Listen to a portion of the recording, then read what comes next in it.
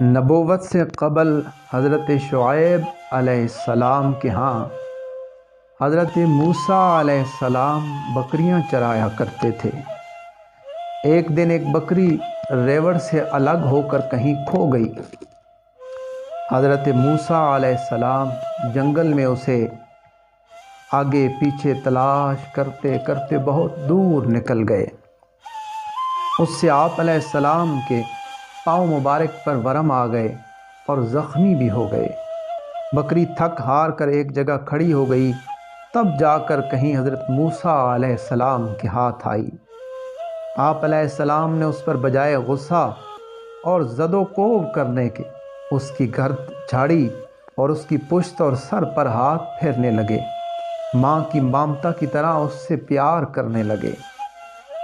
باوجود اس قدر اذیت برداشت کرنے کے ذرہ برابر بھی اس پر قدورت اور غیظ و غضب نہ کیا، بلکہ اس کی تکلیف کو دیکھ کر آپ علیہ السلام کا دل رقیق ہو گیا اور آنکھوں میں آنسو آ گئے۔ بکری سے کہنے لگے، فرض کیا تجھ کو مجھ پر رحم نہیں آیا، اس لیے تو نے مجھے تھکایا اور پریشان کیا، لیکن تجھے اپنے اوپر رحم کیوں نہ آیا؟ میرے پاؤں کے آبلوں اور زخموں پر تجھے رحم نہ آیا تھا، کم از کم تجھے اپنے اوپر تو رحم آ جانا چاہیے تھا۔ اسی وقت ملائکہ سے حق تعالی نے فرمایا کہ نبوت کے لیے حضرت موسیٰ علیہ السلام زیبا ہیں۔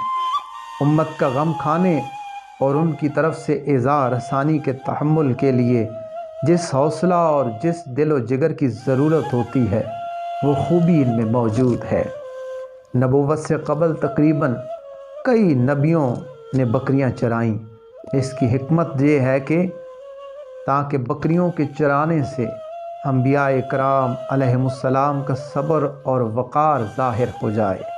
یہ بکریوں کی چرواہی صبر و حلم کی عادت پیدا کرتی ہے، کیونکہ بکریاں اکثر مختلف جانب بکھر جاتی ہیں، ان کے جمع رکھنے اور نگرانی کرنے میں پریشانی ہوتی ہے۔